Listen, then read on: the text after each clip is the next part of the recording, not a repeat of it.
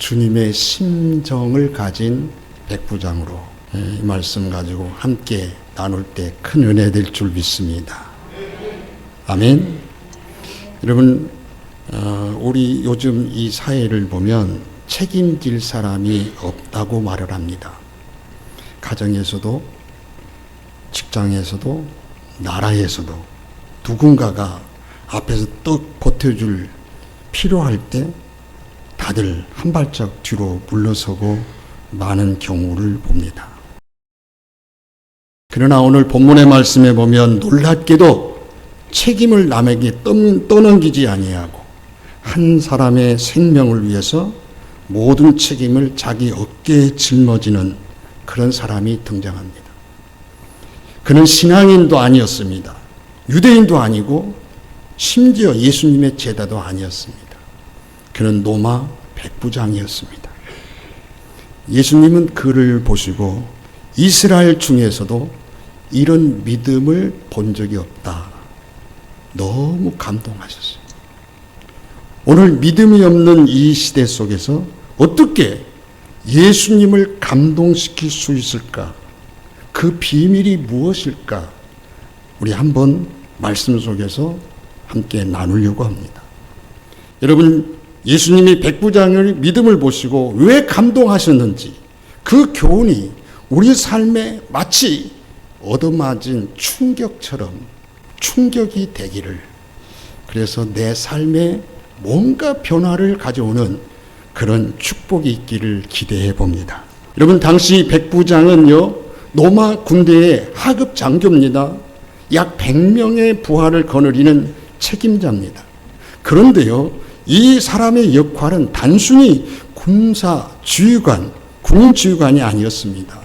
로마와 유대 사이를 연결하는 중간 고리 역할을 했습니다. 그래서 유대 민심들을 살피고 그들에게 문제가 생기면 그 생기지 않도록 관리를 하고 로마와 유대 사이의 불편함을 조절하는 사람이었습니다.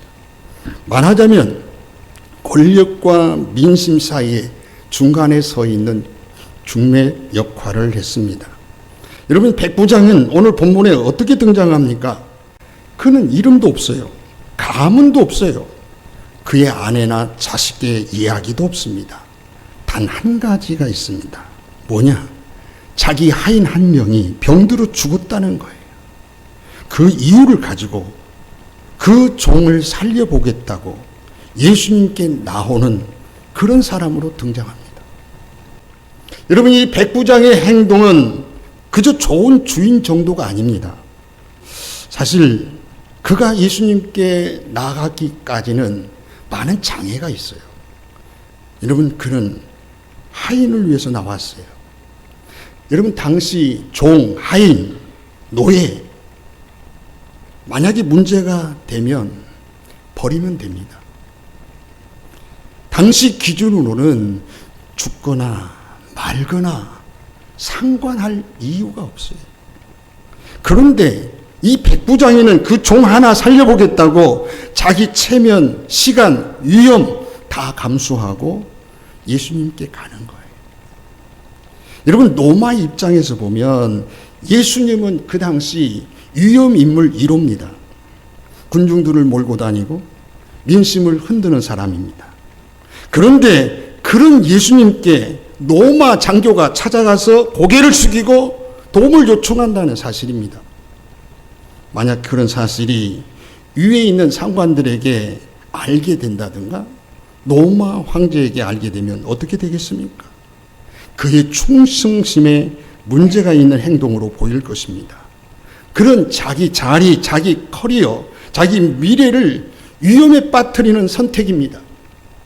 그래서 백부장이를 사랑하는 주변 사람들의 시선은 굳이 그렇게까지 할 필요가 있느냐? 아마 아내도 말렸을 것 같아요.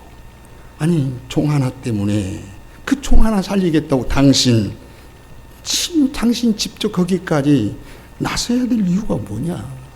친구들도 한마디 다 했을 것 같아요. 요즘 예수라는 사람 로마가 예의주시하는 인물인데 굳이 그렇게까지 해야 돼? 사람들 시선 좀 생각해 봐 라고 했을 거예요.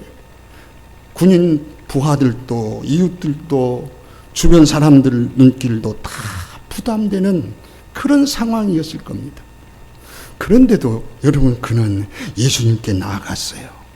모든 장벽을 뛰어넘었어요. 체면, 자리, 주변의 시선, 위험, 그 모든 걸 다 뒤로 하고 딱 한 가지를 붙들었어요. 뭐요? 저 종을 반드시 살려야 되겠다. 여러분, 그런 백부장이를 주님은 다 지켜보셨어요. 우리 예수님은 백부장이 무엇을 보았을까요? 10절에서 이렇게 말해요. 내가 이스라엘 중 아무에게서도 이런 믿음을 보지 못하였노라. 도대체 예수님이 무엇을 보고 이렇게 감동하셨을까요? 여기 중요한 우리에게 분별력이 필요합니다. 만약에 여러분, 백부장이는 예수님의 마음을 알고 예수님의 심정을 가졌다, 이렇게 말하면 절대 안 됩니다. 아니죠. 백부장이 어떻게 예수님의 마음을 알겠어요? 그저 그는 예수님을 마음을 안 게 아니에요.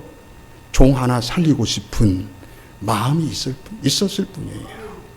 그래서 여기에서 우리는 이렇게 말을 해야 돼요. 예수님이 백부장 속에 있는 그 마음을 보시면서 저 백부장 안에 내 심정이 있네? 주님이 내 마음, 내 중심이 백부장 안에 살아있네? 저 안에 내 마음이 있네? 주님이 이걸 보신 거예요. 여러분, 백부장이 내가 예수님의 심정을 가져야지 이렇게 행동한 게 아니잖아요. 그저 그는 자기 종 하나 살리면 좋겠다, 반드시 살려야 되겠다, 그런 마음으로 예수님께 달려온 거예요.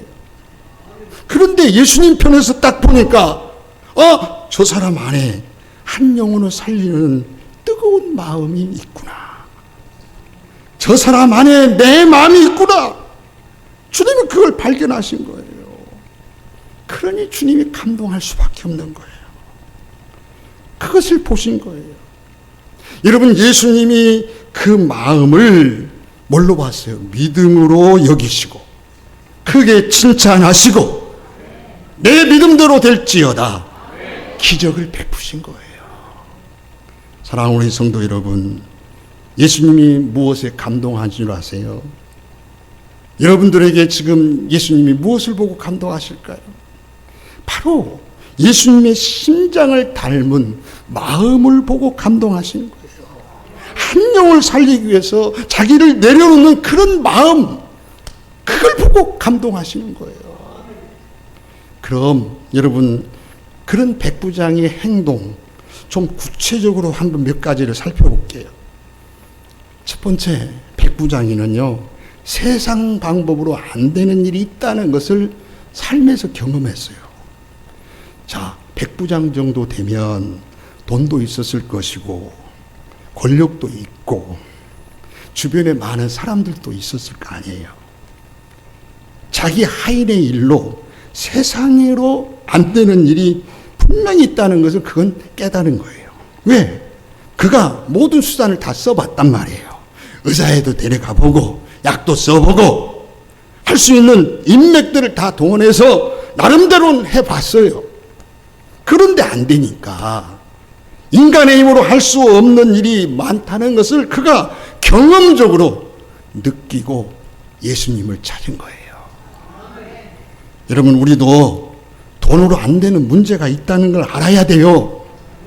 실력으로, 인맥으로, 노력으로 할 수 없는 일들이, 도무지 풀리지 않는 일이 있다는 그것을 알아야 예수님께 달려갈 수가 있는 거예요.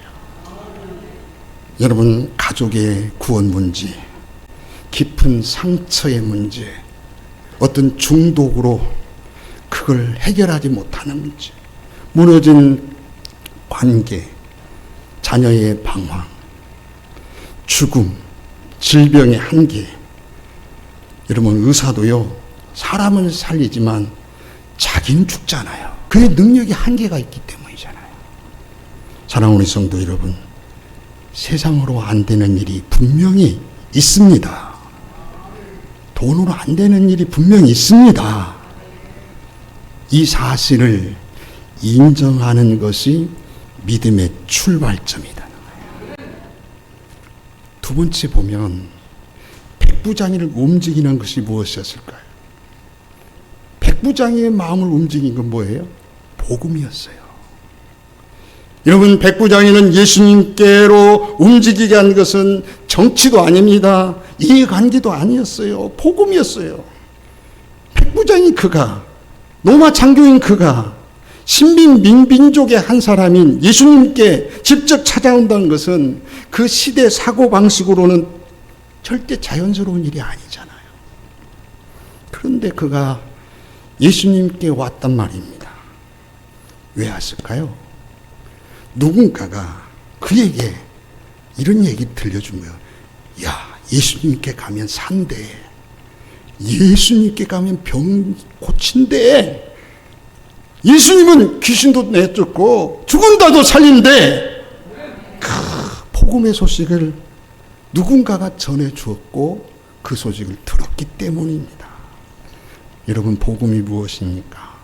예수 만나면 영이 살고, 예수 만나면 육이 살고, 예수 만나면 인생이 바뀐다. 이 기쁜 소식 아니에요? 그 소식을 들었기 때문에 백부장이는요, 모든 장애를 다 뛰어넘고 예수님께 달려온 거예요.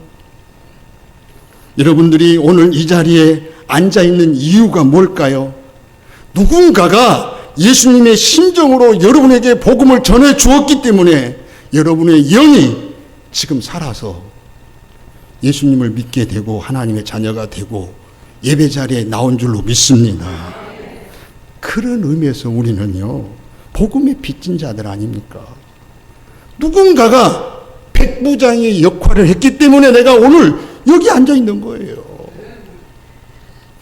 마지막 세 번째, 백부장의 행동은요, 어떤 장벽도 뛰어넘는 행동이었어요.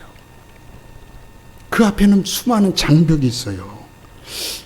제일 먼저 무슨 장벽이 있었을까요? 체면. 저는 이 체면이라는 게 얼마나 무서운지를 알아요. 저희 아버지를 전도하려고 노력을 해봤었어요.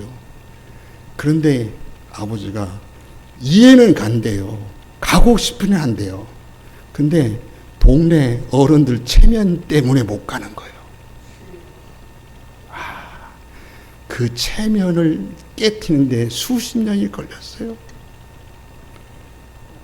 내가 적어도 로마 장교 백부장인데 이런 사람 앞에 내가 머리를 숙여야 돼? 이 체면이 얼마나 큰 장벽입니까? 그리고요, 주변 시선입니다.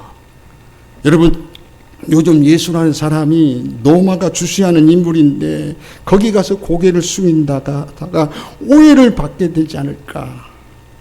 친구들에게, 아내, 식구들에게, 동료들에게. 여러분, 장벽이죠. 마지막 하나 더 붙인다면 편견이라는 장벽이에요.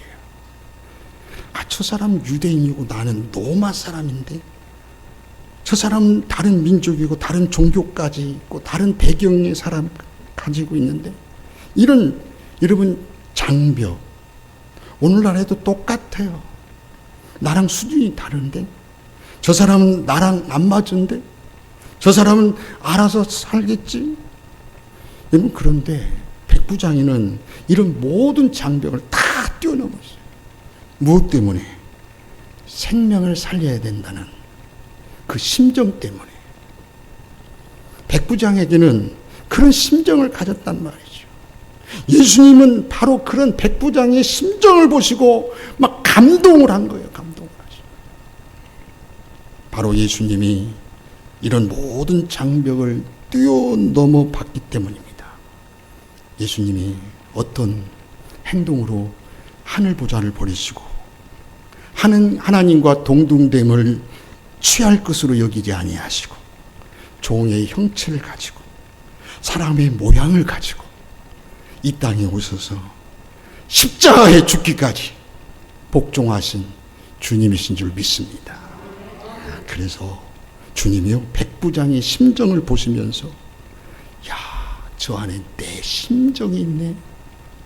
야, 저 사람 안에 내가 가진 심정이 보인다. 그래서 감동하신 거예요. 이제 이 말씀을 오늘 우리들의 현실로 한번 적용해 봅시다. 여러분 주변에 죽어가는 종과 같은 사람들이 있을까요? 없을까요? 있을까요? 없을까요? 믿음이 쫙 꺼져가는 성도, 가정이 무너져가는 이유, 건강과 희망을 잃어버린 사람들, 교회 안에 신앙생활을 하고 있지만 조용히 눈물을 흘리고 고통스러워하는 지체들, 더 예수 그리스도를 모른 채 지금 영적으로 죽어가는 가족들, 친구들. 그런데 여러분, 우리는 그들을 어떻게 바라보고 있습니까? 오늘 우리 안에 몇 가지 잘못된 태도들이 있어요. 그 잘못된 태도가 잘못된지도 모르고 우리는 살아갈 때가 있어요. 그 태도들이 뭔지 아세요? 가장 무서운 태도 중에 하나가 있어요. 뭐냐? 무관심이에요. 무관심. 모른 척. 내 일도 아닌데 뭐. 나도 바빠 죽겠는데. 나도 힘들어 죽겠는데. 내가 남까지 신경 쓸 여유가 어디 있어? 이런 식. 여러분, 어떤 청년이 극심한 괴로움에 생애 포기하려고 했어요. 그가 남긴 메모에 한 줄 이렇게 적혀 있었어요.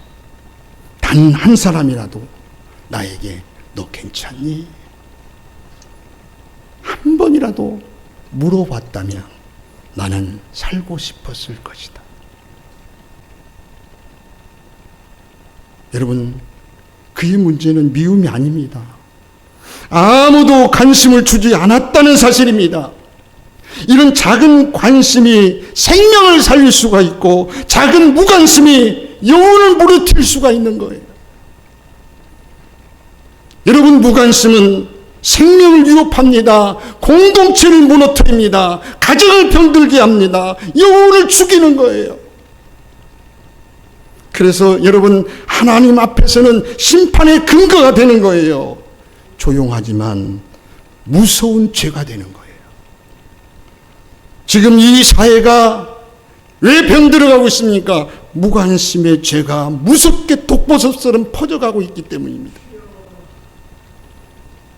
두 번째, 잘못된 태도. 뭘까요? 방광입니다. 여러분, 방관, 알고도 버려두는 겁니다. 에이, 저 집은 원래 그래. 저 사람은 원래 그런 사람이야. 내가 얼마든지 말 한마디 따뜻하게 해줄 수 있고 도와줄 수 있는데도, 말 한마디라 건네줄 수 있고 그를 위해서 뜨거운 마음으로 한 번쯤은 기도해 줄 수 있는데도 그냥 버려두는 겁니다. 그것이 죄일까요? 죄가 아닐까요? 그게 무서운 죄라는 걸 우리는 모르고 있습니다. 점점 이 죄가 늘어나고 있습니다. 여러분, 이 방관은 잘못된 일이 내 눈앞에 있고 내가 어느 정도 영향력 있게 도와줄 수 있는데도 일부러 개입하지 아니하고 외면하는 것을 우리는 방광이라고 합니다. 이 방관, 단순히 몰랐다가 아닙니다. 알고도 할 수 있으면서도 하지 않는 선택입니다. 여러분, 죄는요, 두 가지가 있어요. 행하는 죄, 행하지 않는 죄가 있어요. 행위의 죄가 있어요. 하나님이 하지 말라 하신 것을 적극적으로 하면 죄가 되는 거예요. 그런데요, 하나님이 하라고 우리에게 말씀하신 것들을 내가 안 하는 것, 여러분, 불의를 보면서도 침묵하는 것, 하나님이 하라고 하시는 걸 안 하는 것. 여러분, 분명히 야고보서 4장 17절에 이렇게 말하잖아요. 선을 행할 줄 알고도 행하지 아니하면 죄니라. 여러분, 알면서도 하지 않았다? 그것은 단순한 실수가 아니에요. 내가 선택한 죄예요. 모를 때는 책임이 줄어들겠지요. 알고도 가만히 있으면 책임이 더 커지죠. 막을 수 있는 힘이 있는데도 불구하고 막지 못했다. 책임이 더 커지요. 그래서 여러분, 도덕적으로도 법적으로도, 우리나라 법적으로도요, 방조죄, 묵인죄가 있어요. 세 번째, 무서운 잘못된 행동, 핑계, 회피라는 겁니다. 아유, 누가 하겠지만. 나 말고 다른 사람이 더 잘 알 거야.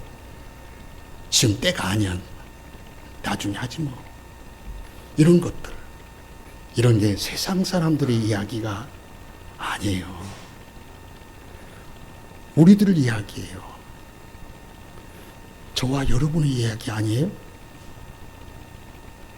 교회 안에 있는 우리들의 이야기예요.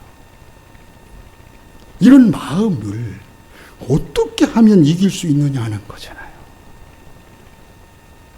저 자신도, 우리 성도들이 이런 것들을 어떻게 극복하면 좋을까? 어떻게 하면 백부장애 같은 심정을 가질 수 있을까? 그래서 우리 예수님이 감동하시고 예수님이 막 복을 탁 부어주시는 역사가 일어날까? 참 저도 고민돼요. 고민하고 그러다가 한 가지 이런 생각을 해봤어요. 제가 예전에 우리 교회에서 성탄절이 되면 사랑의 쌀 나누기 운동을 했어요. 그런데 어떤 분이 그런 얘기를 하더라고요. 아니, 교회 재정에서 하지 뭐라고 자꾸만 그걸 부담을 주게 걷느냐예요. 그래서 적은 거지만 부담이 되겠다.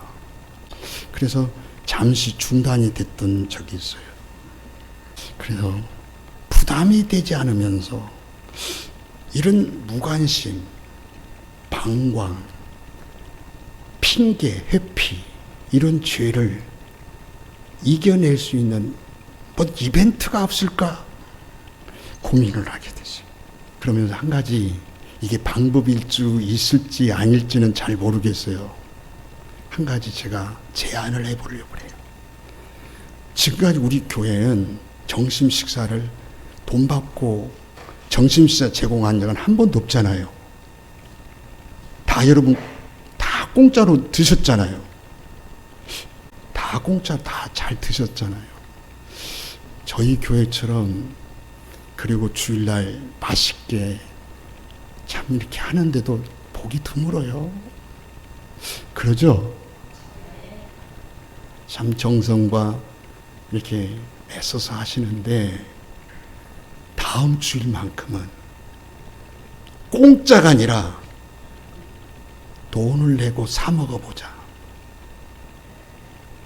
아니, 돈 없으신 분들은 그냥 먹어도 되고 1,000원을 내든지 5,000원을 내든지 10,000원을 내든지 아니면 그 이상을 내든지 돈을 내주고 한번 먹어보자.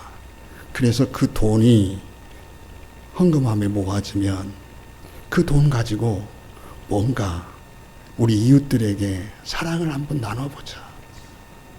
이게 별거 아닌 행동 같지만 이것이 우리의 무관심과 방관, 핑계 이것을 좀 희석시키고 이겨볼 수 있는 행동이 됐으면 좋겠다. 그런 생각을 한번 가져봤어요. 이게 하나의 훈련이 됐으면 좋겠어요. 이거 한번 한다고 해서 뭐 크게 달라질 거 없고 우리가 뭐 크게 손해볼 건 없잖아요. 그렇지만 이런 행동이 여러분, 이런 적극성이, 우리가 좀 힘을 모으는 이 운동이, 이런 것들이 무관심, 방관, 핑계피 이런 것들을 깨부실 수 있는 어떤 계기가 되어줬으면 하는, 저는 그런 바람입니다. 돈이 없어서가 아니에요. 사랑하는 우리 성도 여러분, 이런 행동을 통해서 우리 안에 있는 무관심을 한번 이겨보자는 거예요. 여러분, 백부장이는 한 사람을 살리려고 자신의 모든 장벽을 뛰어넘었습니다. 우리는 눈앞에 있는 한 영혼도 쉽게 지나치는 경우가 너무 많잖아요. 그러므로 이 말씀 앞에서 우리는 좀 충격이 왔으면 좋겠어요. 저는요, 솔직히 말해서 이 말씀을 준비하면서 하나님 앞에 얻어맞았어요. 막 탁 얻어맞은 기분이에요. 저는 여러분들이 이 말씀을 들 때 무슨 충격이 좀 가해졌으면 좋겠다는 생각이에요. 예? 그래서 그동안 무관심하고 방관하고 회피했던 우리 죄를 하나님 앞에 회개하는 마음을 가졌으면 좋겠어요. 우리도 오늘 우리에게 주는 이 충격이, 여러분, 때가 놓치면 끝이에요. 오늘 한 해가 가기 전에 이 충격을 통해서 좀 무관심의 때를 벗어버리고 사람을 살리는 일은요, 때가 놓치면 끝이잖아요.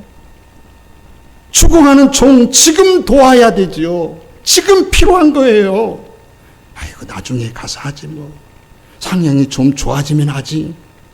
그렇게 미적거리다가 여러분, 그 종은 죽어버리는 거예요. 우리 주변의 영혼들도 마찬가지입니다. 지금 내 자녀들도, 내 배우자도, 내 이웃들도, 내 동료들에게도 여러분, 지금 복음이 필요한 거예요. 그런데 나는 언젠가 하면 되지 뭐. 조금 더 친해지면 하지 뭐. 자꾸 미룬 거예요. 그러나 때가 놓치면 어떡합니까? 관계가 끊어지고 마음이 굳어지고 기회는 사라지는 거예요. 오늘 예수님은 우리가 지금 움직이기를 원하는 거예요.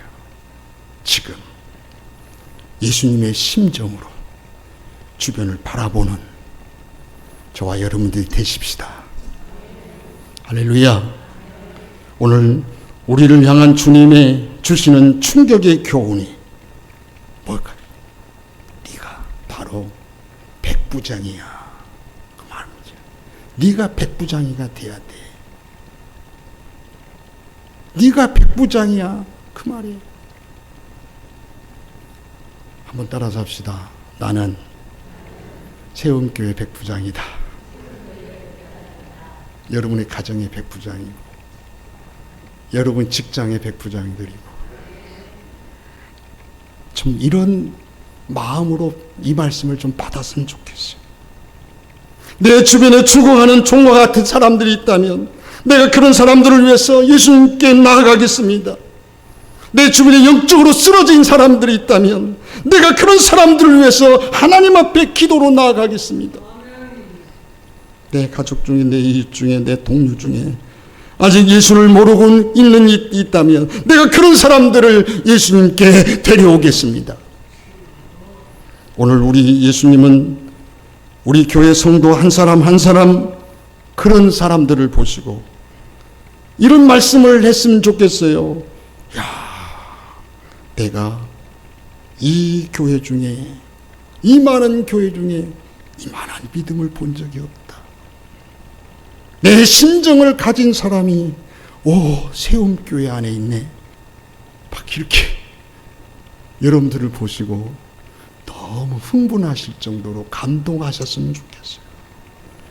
지금 주님은 백부장 같은 예수님의 심정을 가진 자를 찾으시는 거예요. 자, 세상은 안 된 일 참 많아요. 돈으로도 안 되고 명예로는 안 되고 권력으로 의학 등등 다 필요한 거지만 그것들 가지고는 영혼을 살릴 수가 없잖아요. 복음이 사람을 움직이는 거고요. 백부장을 예수님께로 이끈 복음, 그 복음이 사람을 살리는 거예요. 오늘 우리도 이 복음의 빚진 자입니다. 예수님의 심정은 장벽을 뛰어넘습니다. 체면도, 시선도, 편견도, 피곤도, 무관심도, 이 모든 걸 뛰어넘고 한 영혼을 살리기 위해서 나아갈 때, 아, 예수님이 네 안에 내 마음이 있구나 감동하실 줄로 믿습니다.